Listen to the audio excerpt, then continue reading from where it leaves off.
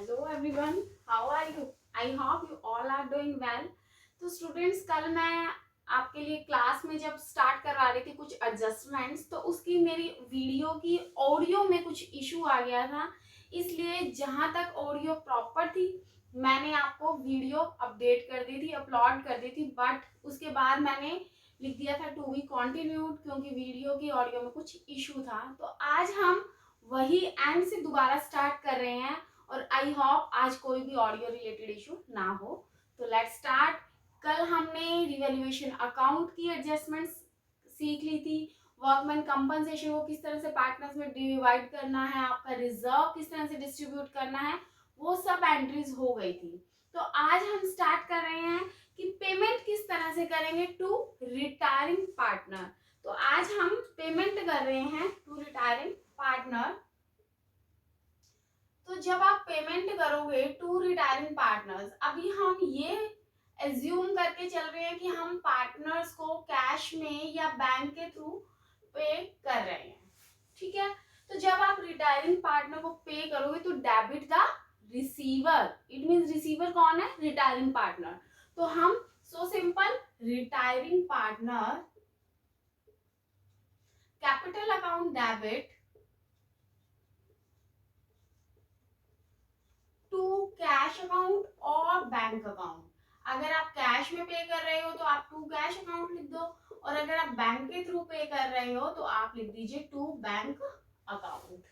आई hope यहाँ तक कोई इशू नहीं है।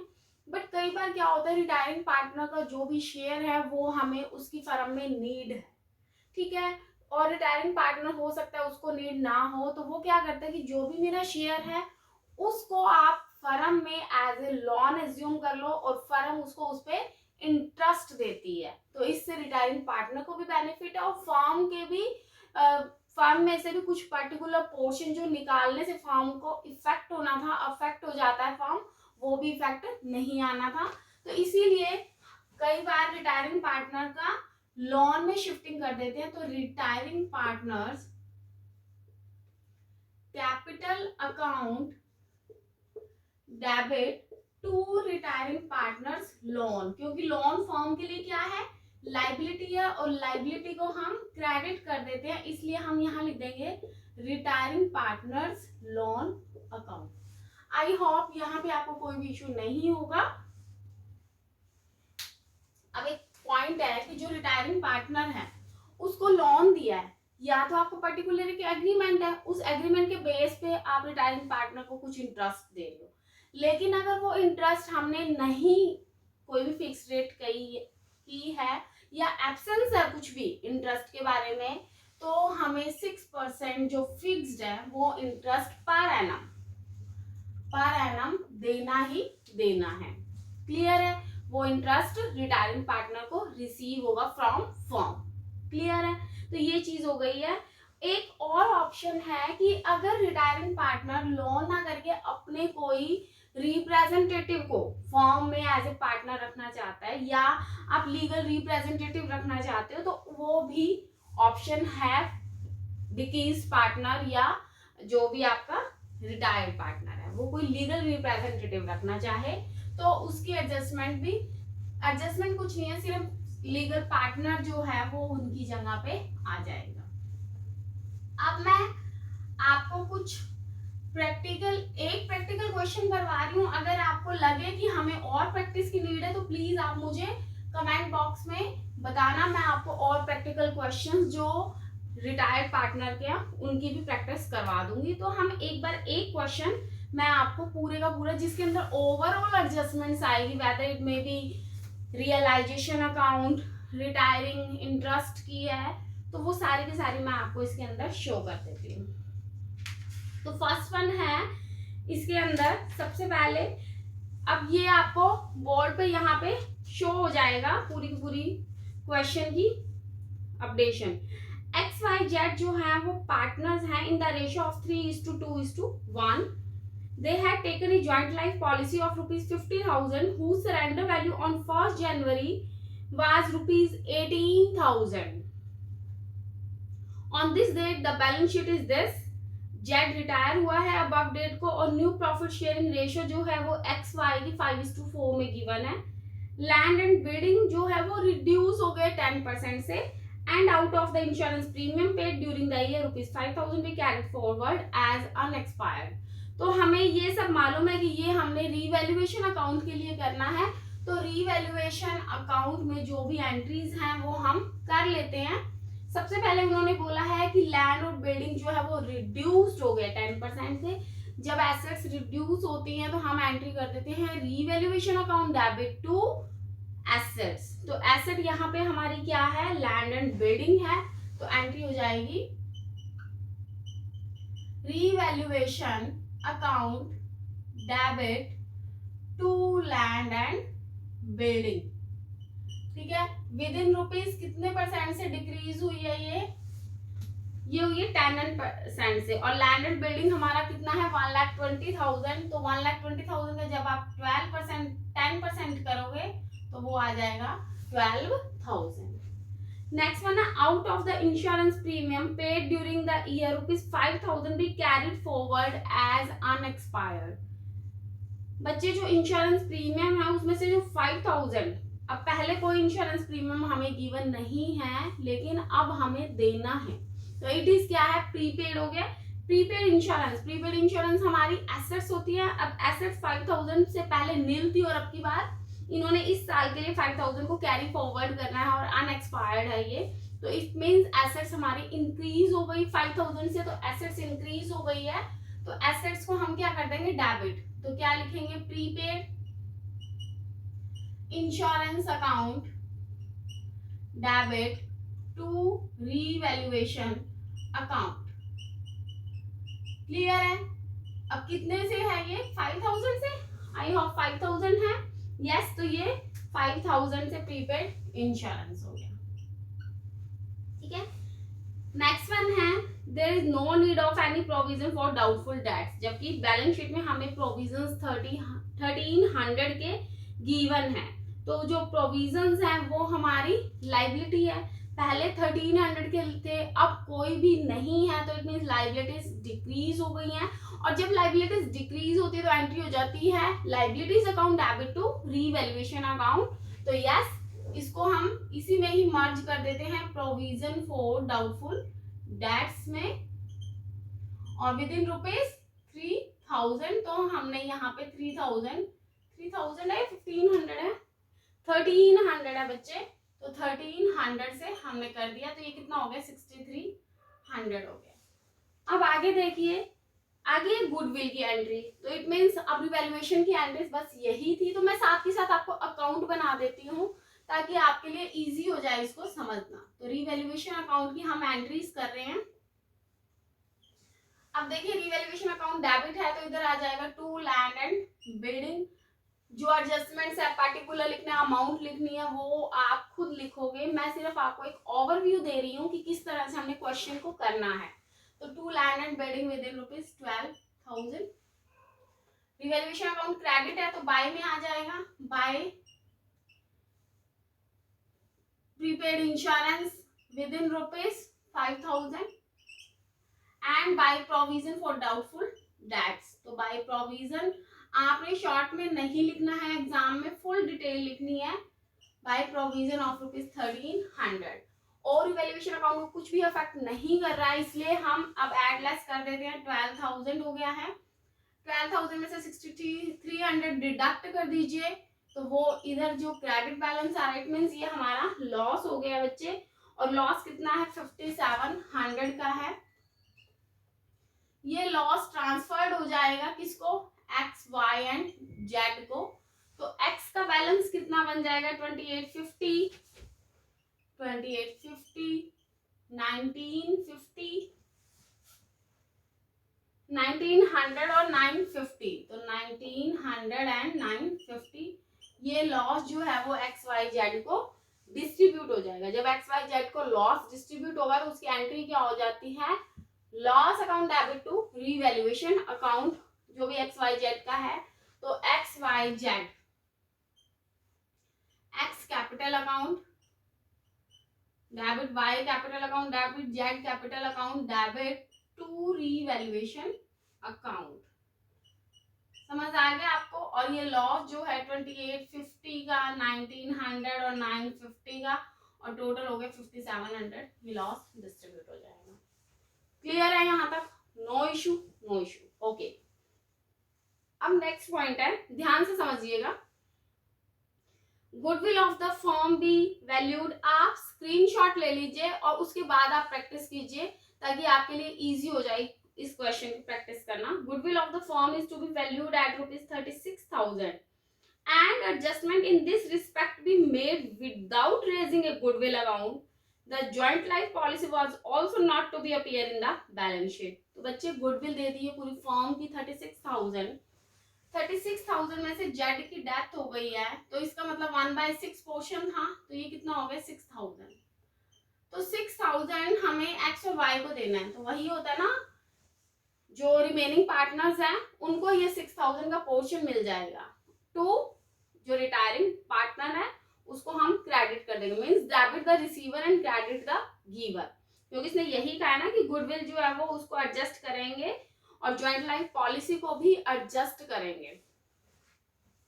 तो X Y, X capital account debit, Y capital account debit to जेड्स कैपिटल अकाउंट। अब ये होगा किस रेशो में? ये होगा जी गेनिंग रेशो में। अब हमें न्यू रेशो भी गिवन और ओल्ड रेशो भी गिवन है। ओल्ड रेशो है हमारी 3:2:1 और न्यू रेशो है 5:4। तो अब गेनिंग रेशो निकालनी है। गेनिंग रेशो हम एक्स की निकाल लेते हैं, वाई की। एक्स की हो जाएगा new ratio 4/9 minus old ratio 3/6, तो ये निकल जाएगा 8 माइनस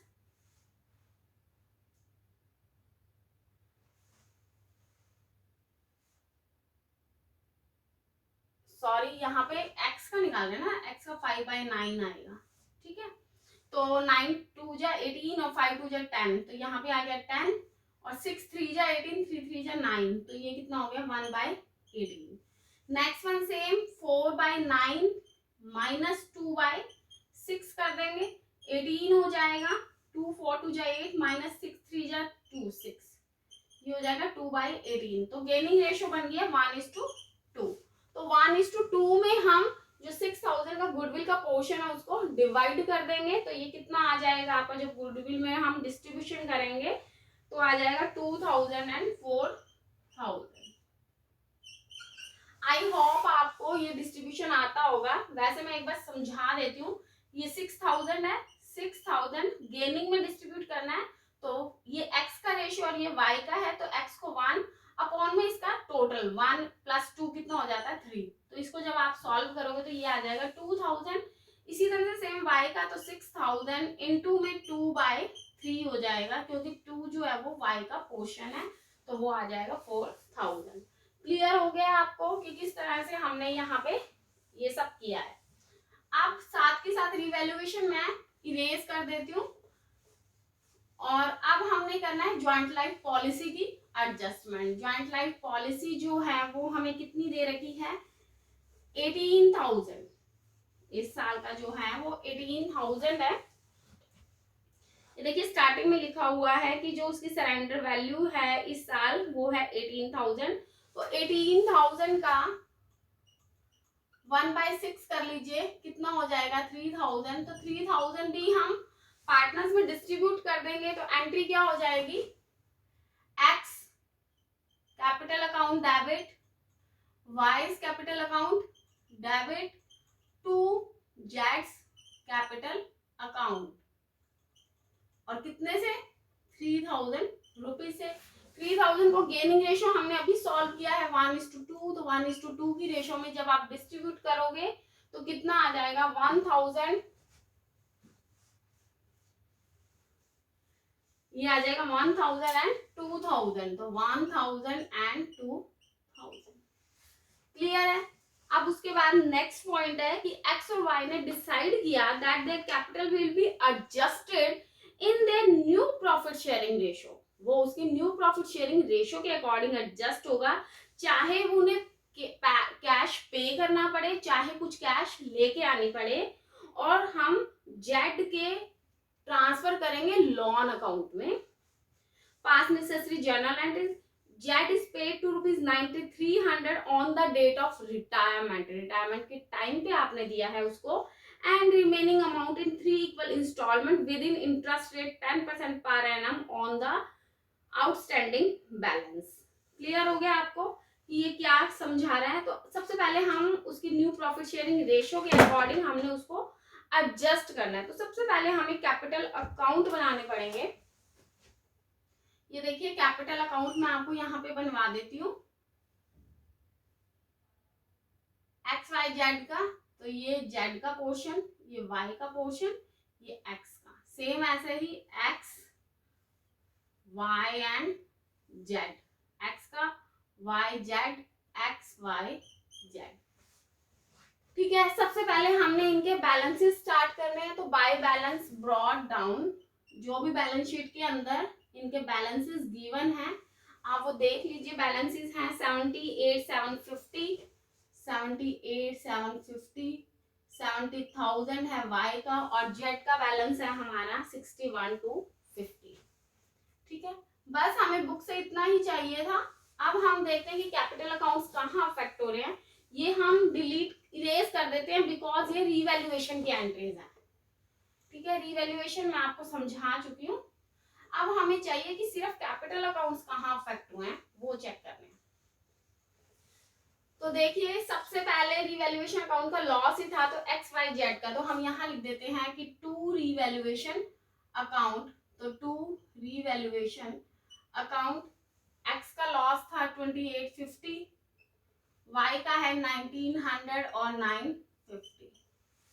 नेक्स्ट वन है कि ये जो हमने उसकी गुडविल की डिस्ट्रीब्यूशन किया था, तो XY का, तो 2Z हो जाएगा, और X और Y के अकाउंट में चला जाएगा 2000 एंड 4000। सेम ऐसे Z का कैपिटल अकाउंट क्रेडिट है, तो XY के अकाउंट में हम डाल देते हैं by X and by Y's capital account within ₹2000 and 4000। ठीक है, ये गुडविल की भी एंट्री हो गई। आप कर रहे हैं हमने ज्वाइंट लाइफ पॉलिसी की, तो XY के अकाउंट में शिफ्ट कर देते हैं हमारी ज्वाइंट लाइफ पॉलिसी 1000 एंड 2000, और इधर कर देंगे by X and by Y joint life policy, तो वो कितने की हो जाएगी 1000 एंड 2000। ये सारी की सारी हमारी कैपिटल अकाउंट्स की एंट्री थी जो कि हमने डाल दी है। अब हमें सिर्फ बैलेंसेस कैरी करने हैं क्योंकि हमारी सारी एंट्रीज हो गई हैं। तो ये हम देखो करते हैं 78,750, ये आ गया 70,000, और इसका टोटलिंग कर लीजिएगा आप, इसका टोटलिंग बनेगा 7250। ठीक है, 78,750 में से इस टोटल को जब आप लेस करोगे तो हमारे पास न्यू कैपिटल बैलेंस आ जाएगा। इस कैपिटल बैलेंस में ही कंपनी ने फाइनल किया है कि न्यू पार्टनर जो है, जो रिमेनिंग पार्टनर्स हैं, उनकी कैपिटल के बेस पे ही हमने एडजस्ट करनी है कैपिटल को। तो ये आ गई है 72,900। नेक्स्ट वन है 62,100, और 7250 में से डिडक्ट कर देंगे तो 69,300 आ जाएगा। टोटलिंग कर दो 78,750, 70,000, 7250। ठीक है, अब हमने ये सारा रफ कर देते हैं क्योंकि हमने कैपिटल अकाउंट्स को बना लिया। अब उसने बोला कि जो एडजस्टमेंट देखिए, जो फिफ्थ आपको एंट्री बोली गई है कि X और Y ने डिसाइड किया कि जो उनकी कैपिटल है वो एडजस्ट करें उनकी न्यू प्रॉफिट शेयरिंग रेशो, चाहे उन्हें लाना पड़े और चाहे पे करना पड़े। तो आप देखिए कि टोटल कैपिटल न्यू पार्टनर्स की, जो अब जेड तो रिटायर ही हो गया, तो इस वैल्यू सिर्फ किसकी देखी जाएगी 72,900 प्लस 62,100। तो ये कितनी हो गई है कैपिटल आपकी, ये हो गई है 1,35,000, 1,35,000, और न्यू रेशो क्या है 5:4। तो 1,35,000 का जब 5/9 करेंगे तो इसकी वैल्यू आ जाएगी 75,000, 75,000 मीन्स न्यू कैपिटल 75,000 होनी चाहिए एक्स की, जबकि new capital according to capital accounts कितनी है 72,900, 72,900 होनी चाहिए 75,000, है उसकी कितनी 72,900, तो जो रिमेनिंग है वो हमें उससे क्या करनी पड़ेगी, मंगवानी पड़ेगी। तो हम जब उससे मंगवाएंगे तो कितनी एक्स लेके आएगा 2100, मतलब ये डिडक्ट हो गई है, ये माइनस कर दिया हमने, तो 2100 रुपीज हम उससे मंगवाएंगे, मीन्स फर्म मंगवाएगी। जब फर्म पैसा मंगवाएगी तो उसकी एंट्री क्या हो जाती है बच्चे, पैसा मंगवाएंगे तो एंट्री हो जाएगी बैंक अकाउंट, बढ़ेगा ना हमारा bank, debit to X capital account, कितने से 2100 से, ठीक है। इसी तरह से आप 1,35,000 का 4/9 करो, जब 4/9 करोगे तो इसका बन जाएगा बैलेंस 60,000, और जबकि है उसकी कितनी 62,100, इसका मतलब 2100 उसकी होनी चाहिए 60,000, लेकिन फर्म में अकाउंट में उसकी अमाउंट कितनी है 62,100, इट मीन्स उस जो वाई है उसकी 2100 अमाउंट ज्यादा है, तो हमें मीन्स फर्म को 2100 पे ऑफ करने पड़ेंगे। तो जब 2100 फर्म पे करेगी उसको, तो फर्म का बैंक बैलेंस कम हो जाएगा, वाई को हम डेबिट कर देंगे, because debit the receiver and credit what goes out, तो wise capital account debit to cash या बैंक, जो भी जिससे भी आप पे कर रहे हो, विद इन ₹2100। अब एंट्रीज कर दीजिए। अब ये बैलेंस हम दोबारा से यहाँ लेके आएंगे, by balance brought down within ₹72,900, 62,100 and 69,300।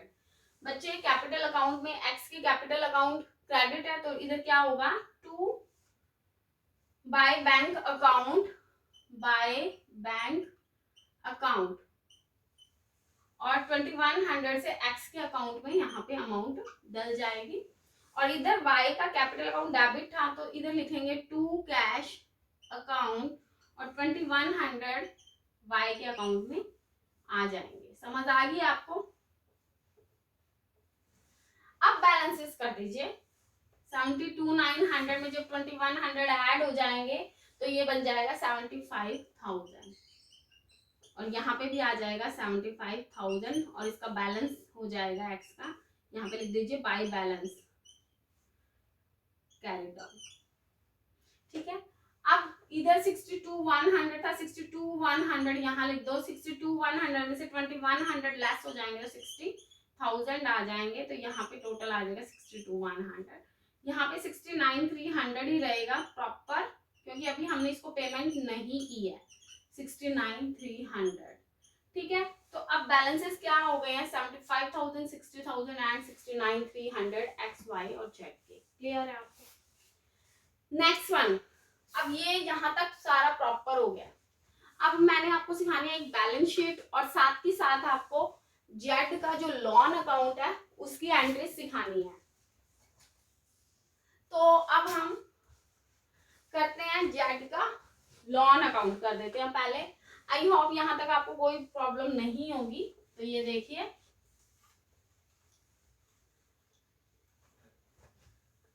मैं भी इरेज कर लेती हूँ, ठीक है। अब जेड का लोन अकाउंट बना लेते हैं, जेड्स लोन अकाउंट।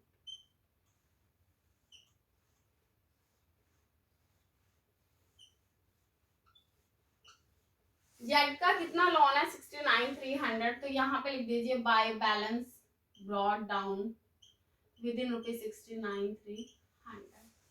अब एंट्री देखिए, उसने उसको क्या बोली है, ये देखिए आप, कहते हैं जेड को पे करना है 9300 on the date of retirement. तो बच्चे जब 9300 हम रिटायरमेंट के टाइम पे करेंगे तो उसकी एंट्री हो जाएगी जेड्स capital account debit to bank account, क्योंकि फर्म का बैंक बैलेंस तो क्या हो रहा है, कम हो रहा है, और जेड क्या है, रिसीवर है, इसलिए रिसीवर को हम डेबिट कर देंगे। 9300 से हमने उसको डेबिट कर दिया, इसकी एंट्री हो जाएगी। क्यों? क्योंकि ये जेड को ही पे करना है, तो टू बैंक अकाउंट 9300 पे ऑफ कर दिया। उसके बाद कहते हैं और रिमेनिंग अमाउंट जो है वो 3 इक्वल इंस्टॉलमेंट में देनी है, within interest rate is 10%। 3 equal instalment में देनी है, तो एक इंस्टॉलमेंट तो इसी टाइम पे ऑफ हो जाएगी। बच्चे देखिए 69,300 में से 9300 तो हमने उसको पे ऑफ कर दिया, तो रिमेनिंग कितना रहा 69,300, उसमें से 9300 तो रिटायरमेंट की टाइम ही पे ऑफ हो गया, तो 60,000 ही हो जाएगा। और 60,000 पे हमें उसे इंटरेस्ट देना है 10% की रेट से, तो कितना हो जाएगा 6,000 हमने उसको इंटरेस्ट पे कर दिया है। तो 6,000 जब इंटरेस्ट पे करेंगे तो एंट्री यहाँ पे इंटरेस्ट आ जाएगा बाय इंटरेस्ट, किस पे दे रहे हैं 6,000, और इंस्टॉलमेंट देनी है टू बैंक अकाउंट। देखो उसने कहा 3 इक्वल इंस्टॉलमेंट, 60,000 थे, उसकी 3 इक्वल इंस्टॉलमेंट्स करेंगे तो एक इंस्टॉलमेंट कितने की बन जाएगी 20,000 की, तो 20,000 और 6,000 उसको क्या दे रहे हैं हम इंटरेस्ट रेट, तो टोटल कितना पे ऑफ कर दिया उसको 26,000। ये हम फर्स्ट ईयर की बात कर रहे हैं, ठीक है, 3 इयर्स तक बनाना है हमने। तो टोटल अब कितना हो जाएगा, इसको ऐड कर लीजिए, ऐड करोगे तो अमाउंट आ जाएगी 75,300, और ये रिमेनिंग कितना बचेगा 40,000। यहाँ पे लिख दो हम to balance carried down of ₹40,000 75,300। फिर यहाँ पे ब्रॉड डाउन कर देंगे बाय बैलेंस ब्रॉड डाउन 40,000 हो गया। अब फिर से इंटरेस्ट रेट देना है उसको,